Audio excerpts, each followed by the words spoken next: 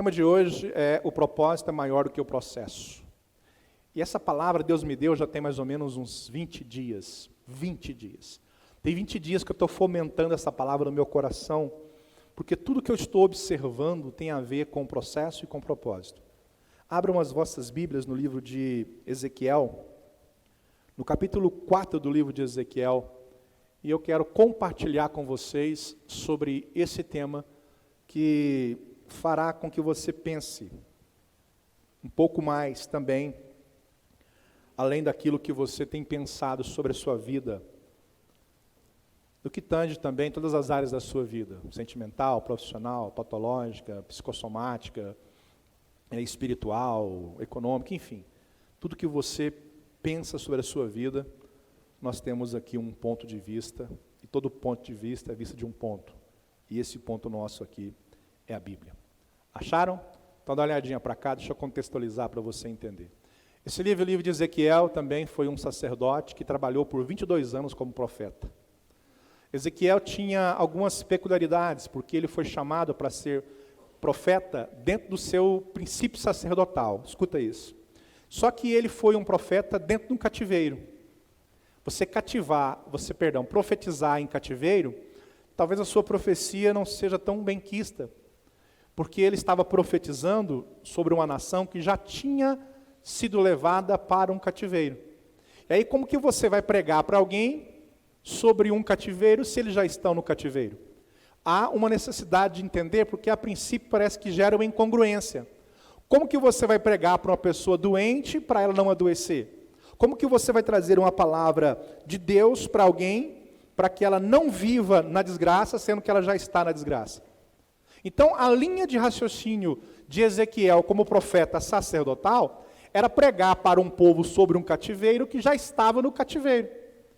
Só que esse período do cativeiro demorou durante 70 anos, e nesses 70 anos, Ezequiel profetizou por 22 anos. Só que, escuta o que eu vou dizer para você, quando alguém está no erro, vivendo o erro, se não houver quem o ajude no erro, ele jamais sairá dele. Então, não há incongruência. Há uma sensação de ter incongruência, mas não há. É muito congruente, na verdade. Porque se você está vendo alguém com adversidades, com dificuldades, com problemas, e você não se atenta para isso, para ajudá-lo, quais seriam os pilares dessa pessoa que a levaria a sair da condição estática ou de inércia que ela se encontra? Como? Se não houver quem fale. Então, assim que o povo veio para o cativeiro, houveram alguns profetas do cativeiro, pré-cativeiro, cativeiro e pós-cativeiro. E Ezequiel é um desses profetas. Só que ele vai trazer palavras que vai gerar um processo na vida dele. E tudo que Ezequiel vai sofrer aqui, no processo, para chegar no propósito, talvez vai trazer muitas analogias que correspondem aos nossos dias atuais. Porque, como dizia Billy Graham, a palavra de Deus ela é mais atual do que o jornal que vai ser lançado amanhã ainda. E nós temos que entender isso. Por isso que, às vezes, eu estava até observando a questão gramatical, a questão de ortoépia, prosódia, quando alguém fala assim, a Bíblia dizia. Não, a Bíblia não dizia. A Bíblia é tempo presente. A Bíblia diz. E o que diz em Gênesis e Apocalipse é tempo presente. O tempo verbal é agora. Porque a Bíblia ela não tem aquilo que muitas pessoas acreditam que ela vai ser ultrapassada. Ela não é ultrapassada. Ela é atualizada continuamente, porque o autor desta palavra não é homem, mas é o Espírito Santo de Deus. E por ele ser o autor, o que se trata aqui em Ezequiel, que foi mais ou menos 595, 596 antes de Cristo, está atualizada para hoje, 2022, com mais 2.000, quase 2.600 anos depois, essa palavra está atualizada para nós nos dias de hoje. Amém ou não, irmãos? Então, nós precisamos entender o que é viver um processo para alcançar um propósito. Para isso, nós vamos entender o processo na vida de Ezequiel e o quanto esse processo foi muito adverso. Eu até acredito que esse processo foi estranho. Esse processo, humanamente dizendo, aparenta ser infundado. Mas quando se trata de Deus, nada é infundado. Tudo tem um fundamento. Tudo tem um fundamento. E quem sabe você se identifica com essa palavra? Quem sabe você esteja vivendo um processo? Porque todos nós vivemos processos na vida e talvez não entendamos as razões pelas quais estamos vivenciando tais processos. Talvez você não sabe a razão pela qual perdeu o emprego, talvez você não sabe a razão pela qual não deu certo aquele carro, aquela casa, talvez você não sabe ainda a razão que não deu certo aquele namoro, não deu certo aquele projeto, e talvez você não tenha entendido as razões pelas quais as coisas não deram certo, mas quem sabe você entenda hoje que tudo na vida tem um processo, e todo processo te leva a um propósito.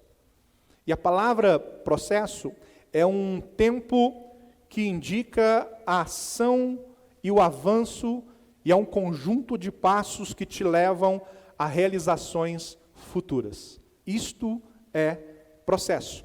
Você está avançando em direção a realizações futuras, mas são processos que você vai caminhar a passos lentos. Por isso que o processo, ele não permite retrocesso. Ele é um processo de avanço contínuo, um passo após o outro, de forma sequencial, sem que haja a permissão do retrocesso para voltar ao início. O que você precisa aprender sobre o processo é que ele, às vezes, não será agradável. Talvez a palavra às vezes não esteja bem colocada. Ele sempre será desagradável. Nenhum processo que conduza você a um objetivo é agradável. Nenhum processo que conduza você a um propósito é flexível. Eles são sempre de uma linha de raciocínio bem tênue, porém com a fixidez tremenda, porque nós não podemos vacilar. Nós precisamos andar acima da curva de Bell. A curva de Bell era uma linha de raciocínio de crescimento, que era do zero para trás e do zero para frente. Então era uma curva que se fazia acima disto, era chamado de extraordinário. Atrás disto, era chamado de medíocre. Então nós temos que andar acima desta curva, buscando o entendimento do processo que está acontecendo agora nas nossas vidas. E eu vou trabalhar isto, mostrando para você biblicamente que nós todos estamos passando por um tipo de processo. De ordens esporádicas, mas estamos. Com princípios aleatórios, mas estamos. A questão é, como eu vou canalizar todos os meus propósitos diante de um objetivo, se eu não entender que processo eu estou agora? Eu preciso buscar forças para alcançar o meu objetivo, para chegar onde eu quero. Mas como chegar aonde eu quero se eu não sei onde é este lugar? Como eu posso ir lá se eu não sei onde lá é? Como eu posso alcançar um objetivo se eu não entendi ainda nem o processo pelo qual estou passando? E Ezequiel me traz uma analogia extraordinária, fenomenológica, sobre o que é viver um processo em favor de um propósito. E o texto vai dizer assim, capítulo 4 do livro de Ezequiel, no versículo de número 1 a seguir, vai dizer assim: Tu, pois, ó filho do homem, toma um tijolo e pô-lo-ás diante de ti, e grave nele a cidade de Jerusalém, ou o nome, e põe contra ela um cerco, e edifica contra ela uma fortificação. E levanta contra ela uma trincheira, e põe contra ela arraiais, e põe-lhe arietes em redor. E tu toma um sertão de ferro, e põe-na por muro de ferro entre ti e a cidade. E dirige para ela o teu rosto, e assim será cercada, e a cercarás. Isto servirá de sinal à casa de Israel. Versículo 4. Tu também deita-te sobre o teu lado esquerdo. presta atenção nisso aqui.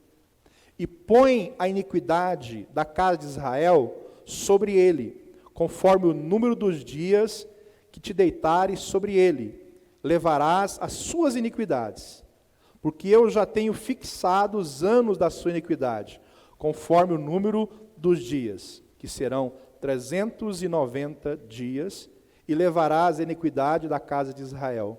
E quando tiveres cumprido estes dias, torna-te a deitar sobre o lado direito, e levarás a iniquidade da casa de Judá 40 dias, um dia te dei para cada ano. Então são 40 anos, associado a 390 anos. Versículo 7. Dirigirás, pois, o teu rosto para o cerco de Jerusalém, com teu braço descoberto, e profetizará contra ela. Olha o versículo 8. Eis que eu porei sobre ti cordas, assim tu não se voltará de um lado para o outro, até que se cumpra os dias do teu cerco. Presta atenção nisso aqui.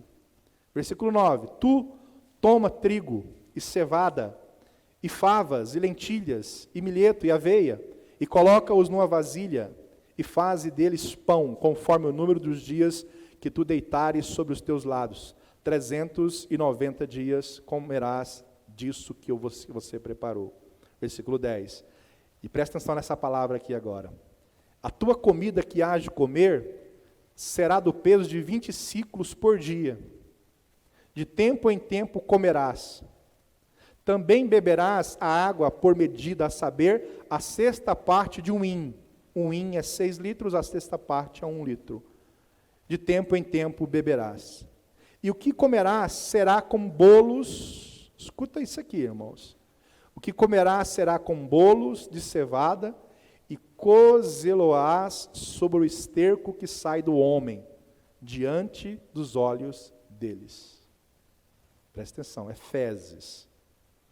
E disse o Senhor: assim comerão os filhos de Israel o seu pão imundo entre os gentios, para onde os lançarei. Aí vem uma palavra de Ezequiel, pedindo a Deus que mude um pouquinho o cardápio. Aí ele vai falar assim: então disse eu: ah, Senhor Deus, eis que a minha alma não foi contaminada, pois desde a minha mocidade até agora, nunca comi daquilo que morrer de si mesmo, ou que é despedaçado por feras, nem carne abominável entrou na minha boca. Aí Deus muda um pouquinho, e dá uma amenizada no cardápio, que era com fezes de homens. Aí Deus ameniza. Disse-me: vê, deita-te esterco de vacas, então, em lugar de esterco de homem, e sobre ele prepararás o teu pão. Disse-me ainda: filho do homem, eis que eu quebrarei o sustento de pão em Jerusalém, e comerão o pão por peso, e com ansiedade, e a água beberão por medida, e com espanto, para que lhes falte o pão, escuta isso, para que lhes falte o pão e a água, e se espantem uns com os outros, e se consumam nas suas iniquidades. Digam assim: misericórdia. Pai, tua palavra lida é a tua palavra revelada. Nos dá entendimento disso aqui, Pai, em o nome de Jesus. Presta atenção nisso aqui, irmãos. Esse texto é tão formidável e ao mesmo tempo tão espantoso, porque ele vai trazer um processo muito difícil para um homem que precisava alcançar um propósito. Dentre os processos que você analisa, que você vê, você vai começar a perceber que quando nós temos um propósito na vida, com quase muitas dificuldades, nós passamos por alguns processos tão difíceis e tão adversos. E algumas pessoas começam a pedir a Deus um milagre. Mas escute isso que eu vou te dizer, que você jamais se esqueça dessa frase que eu vou liberar sobre a sua vida.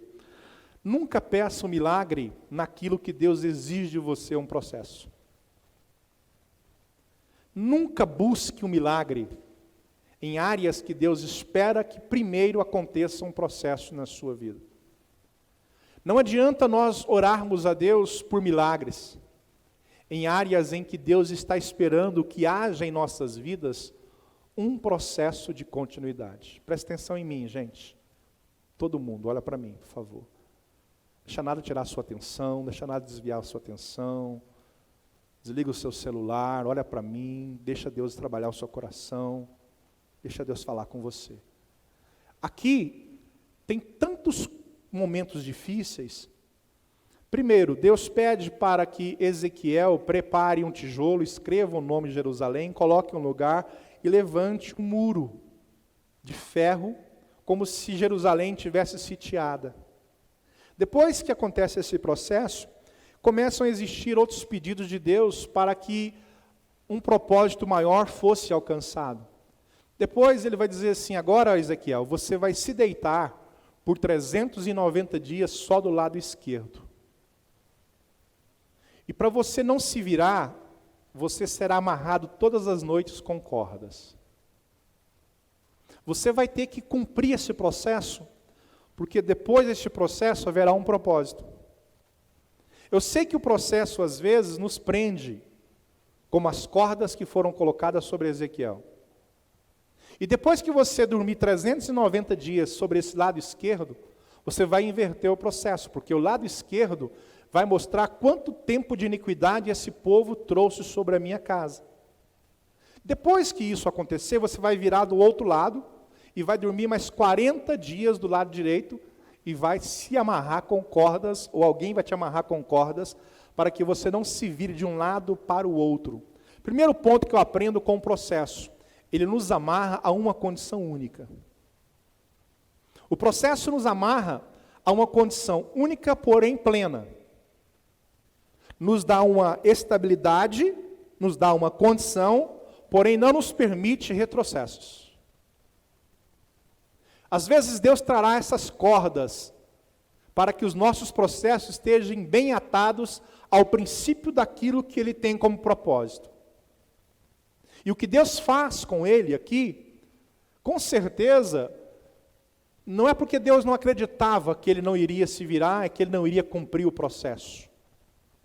Mas para que Deus pudesse mostrar para qualquer um de nós que cada processo que nós estivermos pleiteando na vida, nós vamos precisar das mãos de Deus. E a forma que Deus enxergou para que Ezequiel não quebrasse o processo era amarrá-lo à própria cama para que ele não se virasse para o outro lado. Quantas vezes nós entramos no ano que começa e nós temos projetos, só que nós não aguentamos o processo para atingir o propósito.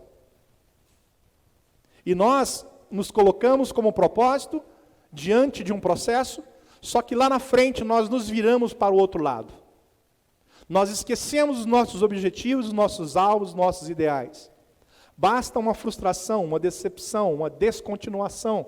Basta algo que não nos agrade para que nós saiamos daquela linha de raciocínio convicto, que já não é tão convicto assim.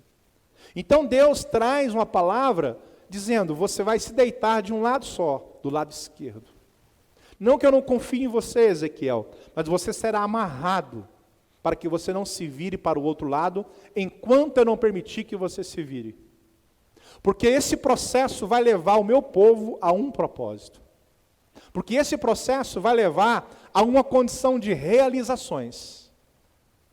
E depois que você cumprir esse processo, vai haver um outro processo do outro lado, e você vai dormir mais 40 dias do lado direito.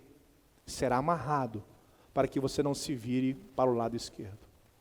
Existirão dias em que os nossos processos estarão atados ao lado esquerdo. Já haverão outros dias que esses processos estarão ligados ao lado direito. Deus não está pedindo para você, ou perguntando a você algo que Ele já não saiba a resposta. Deus nunca nos pede nada que Ele já não saiba como se deve fazer. Ninguém pega Deus de surpresa. O que Deus quer não é que você se mate em busca de um milagre. Não é essa a intenção de Deus.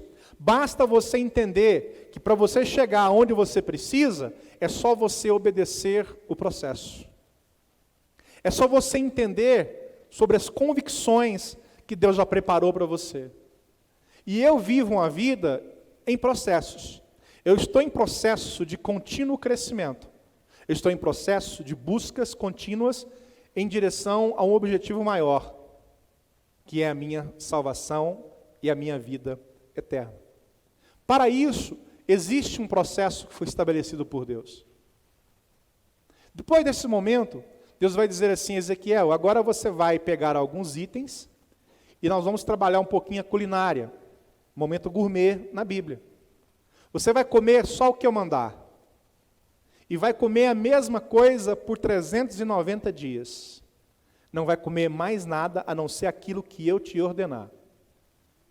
Eu, por exemplo, tenho a minha esposa, que ela não come a mesma coisa o tempo todo. Se eu resolver fazer ela em casa um mês só frango, apesar que tenha sido isso nos últimos dias, ela já não suporta na segunda, terceira vez. Tem gente que não suporta comer a mesma coisa o tempo todo, eu já não ligo com isso. Eu não tenho nenhum problema em comer o tempo todo carne, picanha, essas coisas, filé mignon, não me importo. Eu já estou tranquilo. Mas tem gente que já não consegue comer a mesma coisa.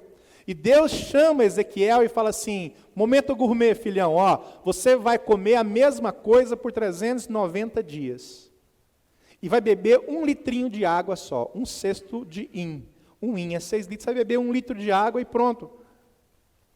Aí alguém pergunta assim, mas até nos nutricionistas que estão por aí, a minha Nutri mesmo vai dizer para mim assim: beba 2 litros de água mínimo, ou 3. E Deus vai dizer: bebe só 1. Por que ele dizia isso? Porque era um processo. Por que era um processo? Para mostrar para a nação de Israel que lá na frente eles iam passar sede. Para mostrar que esse momento gourmet aqui também não era agradável. Porque Deus vai dizer assim: depois que você preparar a lentilha, deixa eu ler até aqui a relação aqui, né? Você vai pegar aí trigo, cevada, favas, lentilha, mileto, aveia, eu nem sei o que é mileto, mas aveia, e coloca numa vasilha e faz dele pão, conforme o número dos dias, e você vai comer isso. Só que tem uma coisinha a mais, você vai colocar uma coisa mais picante, você vai colocar merda, você vai colocar fezes, e vai colocar fezes de homens. Você imagina isso? Que pedido é esse? Parece que é incongruente. Como que eu vou entender um processo? E aí ele vai dizer assim: Senhor, vamos trocar uma ideia? Pode falar, sou todo ouvidos. Não dá para trocar merda de gente para merda de vaca, não? E Deus fala assim: então tá bom, eu vou amenizar. E aí Deus fala assim: então você vai pegar agora estrume de homem e aniquila, e você vai usar agora estrume de vaca. E vai pôr no meio do bolo, e você vai comer por 390 dias. Deixa eu chamar a sua atenção para uma coisa. Nem sempre o processo vai descer. Nem sempre o que você vive será agradável. Haverão dias que você vai engolir coisas que você não gostaria de engolir. Que você vai ser julgado, presta atenção em mim, criticado, banido, expulso. E isso vai descer no seu estômago espiritual de uma forma ruim. Porque o processo, ele é estranho, ele é dolorido. O processo, ele nos leva a um pensamento de que talvez Deus não esteja mais conosco. Talvez Ezequiel pensasse assim: Senhor, por que eu tenho que passar por isso tudo? Por que esse processo é tão difícil? Quando alguém dorme de um lado só da cama, sente dores no corpo, sim ou não, irmãos? Eu pelo menos sinto. Então eu durmo de um jeito, viro de outro, até chegar ao final do dia, da noite, perdão. Mas o processo, ele vai nos deixar numa condição só. Ele vai nos estabilizar. E algumas coisas que nós precisamos aprender sobre o processo, é que de qualquer forma, esses processos vão acontecer em nossas vidas. E a pergunta é: que tipo de processo você vive nos dias atuais? Que tipo de alimento você tem mastigado? Que tipo de água e qual a quantidade da água espiritual que nós temos bebido? Todas as vezes que nós falarmos de processo, vai gerar em nós um desconforto, porque o processo gera desconforto. O processo gera em nós cicatrizes. O processo gera em nós, a princípio, um sentimento de humilhação. Mas não dá para alcançar objetivos sem que você entenda quais são os processos que Deus quer que você passe. Quais são os processos que talvez você agora já esteja passando por eles, e você pode sim falar: Senhor, quais as razões deste processo que eu estou vivendo na minha vida? Tenta entender o processo, para que você converse com Deus sobre os seus objetivos. Quando alguém, por exemplo, quer comprar uma casa, essa pessoa precisa aprender que é um processo, e ele precisa pôr um foco, um objetivo. E esse objetivo vai levá-lo a abdicar de algumas coisas que dão prazer. Vai levar a abdicar você de um carro melhor, de uma viagem, de uma comida melhor, ou de algo do gênero, porque você tem um objetivo. E para alcançar esse objetivo, você precisa entrar dentro de um processo. Você precisa querer muito. Você precisa ter a convicção que é aquilo. Você precisa ter vontade. Você não pode desistir. Você não pode abandonar. Você não pode parar. Você não pode desistir daquilo que você tem como sonho. E todo o processo que você tem para poder chegar no seu sonho, ele vai ser íngreme. Ele vai ser difícil. Ele vai ser dificultoso. Os próprios meios virão de formas difíceis, mas eles virão. Às vezes você será amarrado do lado esquerdo, às vezes do lado direito, às vezes o teu alimento não será como você gostaria. É um processo, mas o processo vai levar a um propósito, e esse propósito vai realizar o seu sonho. Mas você precisa querer, você precisa ter vontade, você precisa ter convicção. Você não pode simplesmente olhar as circunstâncias e se tornar um crente circunstancial a ponto de desistir, porque o processo está muito árduo. Todo o processo que te leva a um propósito será árduo. Todo o processo que te leva ao seu sonho será difícil. Cabe a você saber se você de fato quer pagar este preço. Cabe a você saber se de fato você quer essa casa, esse carro, a salvação da sua família, se você quer alcançar o seu objetivo. Cabe a você entender o processo que você vai passar. Mas só se entende o processo quando se tem convicção do objetivo. Nós nunca vamos alcançar objetivos se nós não nos dedicarmos no meio do processo. E Deus está conosco no antes, no durante e no depois. Eu me lembro quando eu comecei a fazer os exames, eu estava com 18 comorbidades.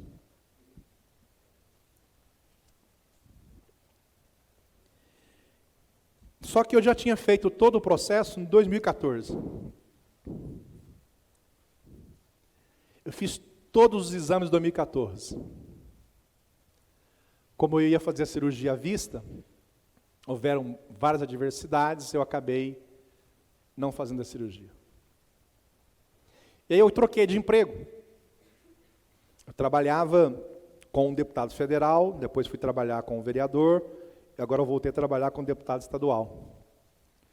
E aí eu recomecei o processo. Aliás, ele nunca parou. Ele nunca parou. E quando eu recomecei, de onde eu tinha estagnado, eu sempre tinha o objetivo de me curar de algumas coisas. Poderia ser no milagre, mas poderia ser no processo. E de repente, eu comecei a fazer todos os exames.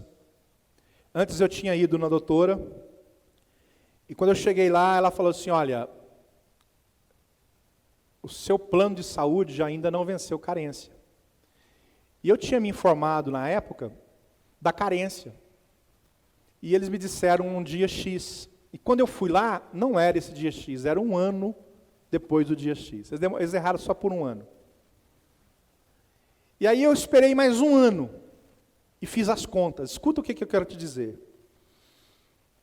E comecei a fazer as contas. Quando foi em agosto, eu fui de novo no médico. Eu estava com 133 quilos.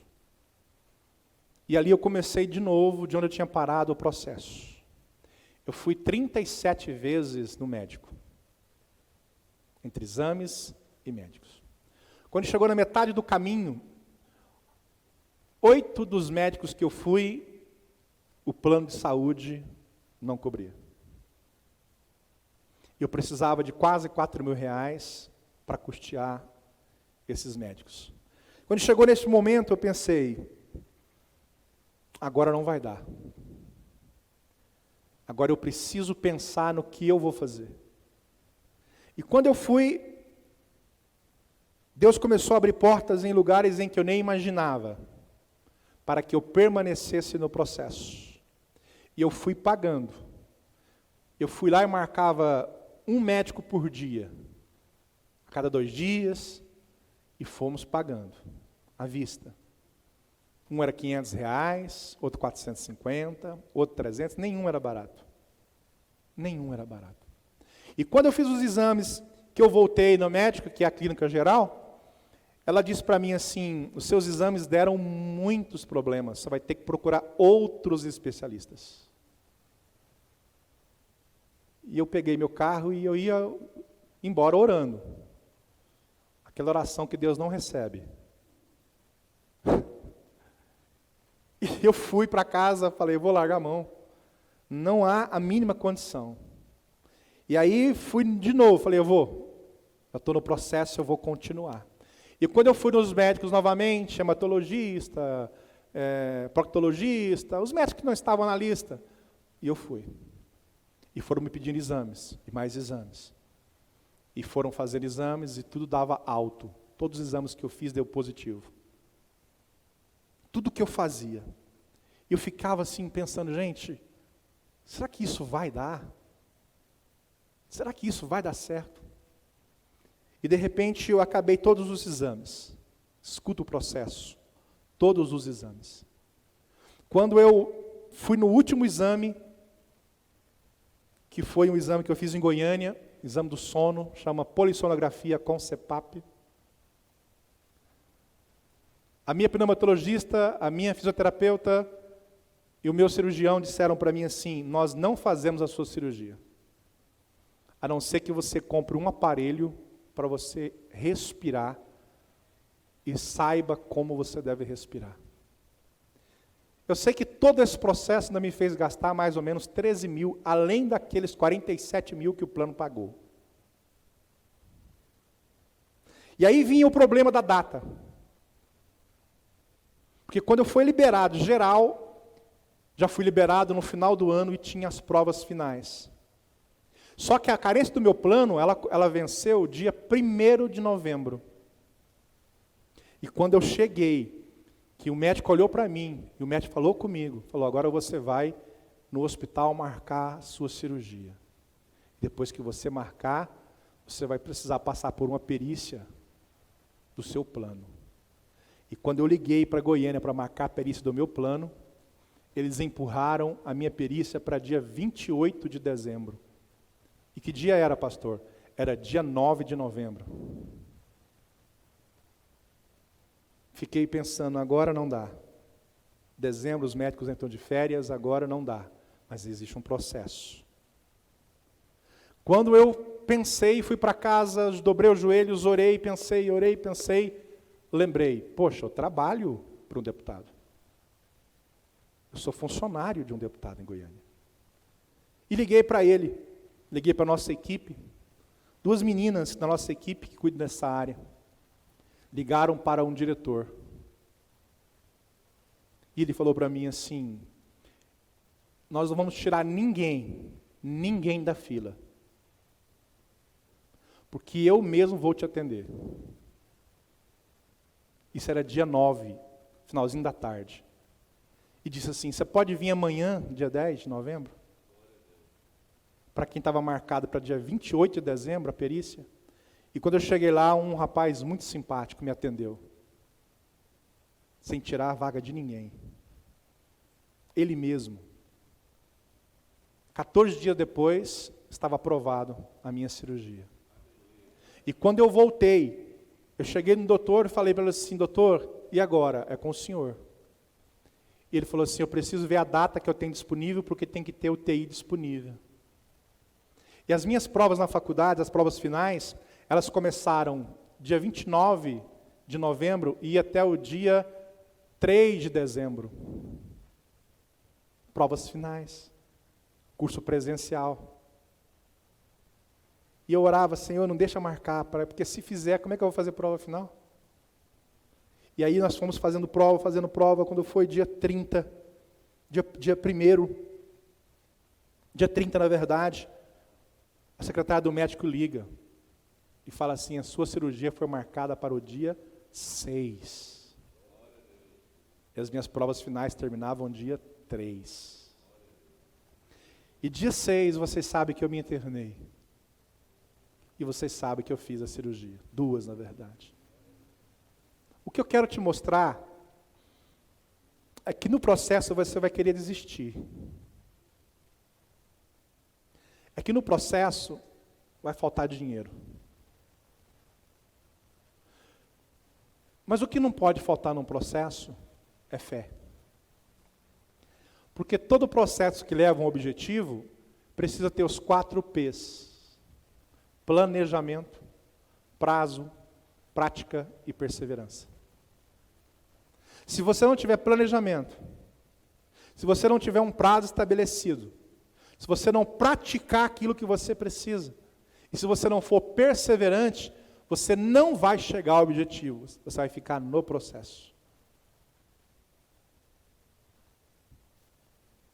O processo, ele é menor do que o propósito.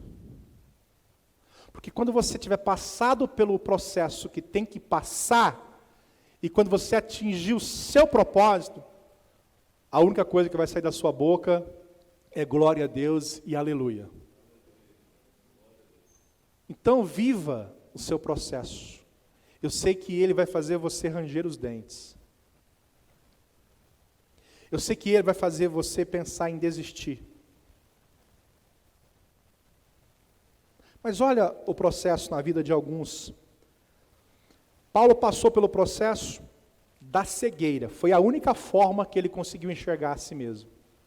Porque era arrogante, prepotente, era um homem que matava os judeus. E o interessante é que ele era judeu, mas tinha cidadania romana também. E ele trabalhava mais para os romanos do que para os judeus. Mas Paulo só se enxergou depois que por 3 dias ele ficou cego. O processo da cegueira em Paulo foi benéfico, porque levou à introspecção, analisar a si mesmo. A única forma de Daniel provar a fidelidade de Deus dele para Deus foi vivenciar o processo da cova. Percebam que Deus não livrou Daniel da cova, como Ele não vai te livrar da cova. Por isso que eu digo, não adianta você orar por milagres se Deus quer que você passe pelos processos. Só que quando Daniel entra na cova, anjos de Deus entram com ele. Deus não livrou Daniel da cova. Deus livrou Daniel na cova. Se você analisar Sadraque, Mesaque, Abednego, Deus permite que eles sejam jogados dentro do fogo. Deus não livra esses rapazes do fogo, mas Deus os livra no fogo. Porque Deus falou, vocês vão ter que enfrentar o processo para alcançar o propósito. Deus não precisava de enviar o seu filho para viver um processo. Mas a única forma de alcançar esse propósito foi permitindo que Jesus abdicasse de um trono de glória, que fosse ali honrado por anjos, para ser cuspido por homens. A única forma de alcançar o objetivo da salvação eterna para todos nós foi fazendo com que o processo acontecesse. E o processo doeu. O processo fez Jesus transpirar gotas de sangue. O processo fez Jesus ser cuspido. Fez Jesus apanhar. O processo fez Jesus ser injuriado, caluniado, rejeitado. O processo levou Jesus à cruz. O processo levou Jesus ao sangue. O processo levou Jesus à coroa de espinho, a cravos nos pés, cravo nas mãos. O processo levou Jesus ao êxtase da dor. O processo levou Jesus à tristeza. Porque ele vai dizer assim: Pai, a minha alma está terrivelmente triste.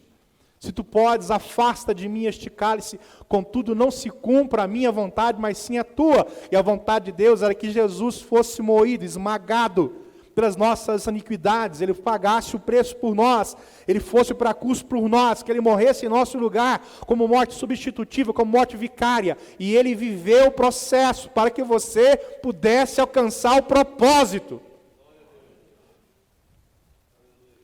Salvação. Você está vivendo um processo que está te ferindo. Eu não sei quantas pessoas cabem dentro de você. Mas seja quantas pessoas estiverem dentro de você agora, ou triste, ou feliz, ou amargurado, ou angustiado, eu não sei qual delas está agora. Mas eu sei que talvez todas elas que estejam dentro de você, talvez esteja ferido, ferida, machucado, com palavras, com atitudes alheias, com coisas que você não queria ter ouvido, com coisas que você não queria ter falado, mas você se feriu e deixou ser ferido. E agora você vive um processo de cura. Então receba esse processo de cura para você alcançar o seu propósito, em nome de Jesus. Porque o propósito, ele é maior do que o processo. Amarrado na esquerda, amarrado na direita, comendo coisas que você não gostaria, engolindo seco, bebendo pouca água espiritual, é o processo. Ezequiel profetizou para Jerusalém: tudo isso que eu passei, todo esse processo que eu passei, vocês passarão. Até essa comida ruim, essa pouca água que eu estou aqui comendo e bebendo, Israel vai beber pouco, vai comer pouco, vai passar fome. Mas se vocês aguentarem o processo, quando terminar os 70 anos de cativeiro, Deus vai trazê-los de volta ao propósito. Aleluia. Eu vou restituir Jerusalém. A cidade será restaurada. Os muros serão reerguidos. E o meu povo vai voltar. Livres, libertos. Mas aguenta o processo. Para depois viverem o propósito. Às vezes você está querendo meio que desistir de algumas coisas, é o mesmo que desistir dos seus objetivos, é o mesmo que abandonar as tuas vontades e as tuas convicções, é o mesmo que você dizer assim: eu não estou suportando mais esse processo. Talvez esteja dizendo: eu não consigo, não quero chegar ao meu objetivo. Não quero chegar ao meu propósito. Esse mês é um mês muito peculiar. Esse mês a minha esposa faz aniversário, dia 26. Esse mês nós fazemos 30 anos de casados. Acertei, né? Entendeu? Entendeu não? É porque você é surdo. Mas eu falei. 32 anos de casado. Aí, viu? E eu analiso, agora você entendeu. E eu analiso o meu ministério. Porque eu faço agora, dia 16 de janeiro, eu farei 29 anos como pastor. Então, janeiro é um ano. É um mês. 29 anos como pastor. No dia 6 de maio, eu farei 21 anos como coordenador estadual do diaconato. O que eu quero te mostrar é que esses 29 anos de ministério, 32 de casado, 20 anos numa coordenadoria estadual, só na mesma coordenadoria, você não acha que é um processo que já levou muitas pessoas a um propósito? Quantos desistem com menos tempo? A Quadrangular, ela tem mais de 20.000 igrejas. Escuta, mais de 20.000 igrejas no Brasil. Mais de 45.000 pastores, entre titulares e auxiliares. Eu sou o coordenador mais antigo do ministério no Brasil inteiro.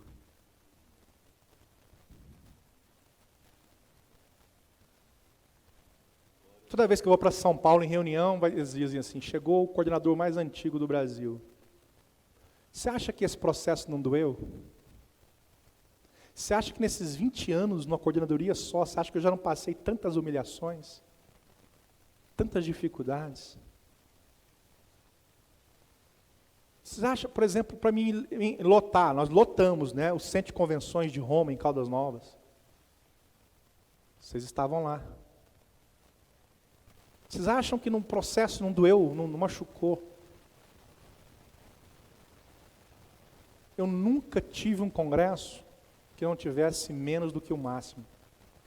E vocês são testemunhas disso.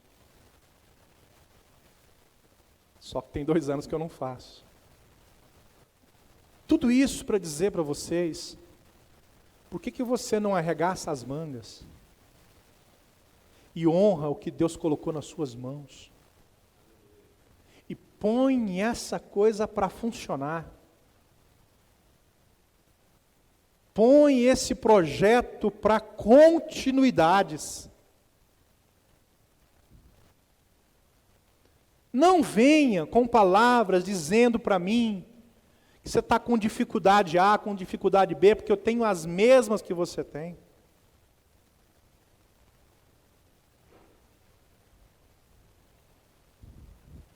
Pastor, eu só tenho carro. Mas teve uma época que eu não tinha. E quando eu tinha, eu dei para a igreja. Você lembra, né, pastor? Eu fiquei 1 ano andando a pé. Crianças pequenas, debaixo de chuva. E para construir uma igreja, fui trabalhar como servente de pedreiro. Que nem eu era servente, nem ele era pedreiro. Mas ele começou, e hoje é esse profissional que é. Só que eu não continuei como servente de pedreiro. Às vezes eu lembro que eu ia lá fazer uma massa, que é trem do inimigo, sabe? O trem do inimigo é fazer massa. E aí ele ia quietinho. Ele acabava de sentar o tijolo e via lá que eu estava quase xingando. E ele ia lá quietinho. E mexia o traste de massa para mim assim. Eu chegava em casa e falava, eu trabalhei demais hoje. Ele fazia quase tudo. Aí ele falava assim, venha sentar tijolo para mim. Eu acertava o dedo com a colher. Eu tinha capacidade de acertar o dedo. Eu não sei. Eu jogava massa, ela caía tudo. Sabe por quê? Mesmo assim nós não desistimos.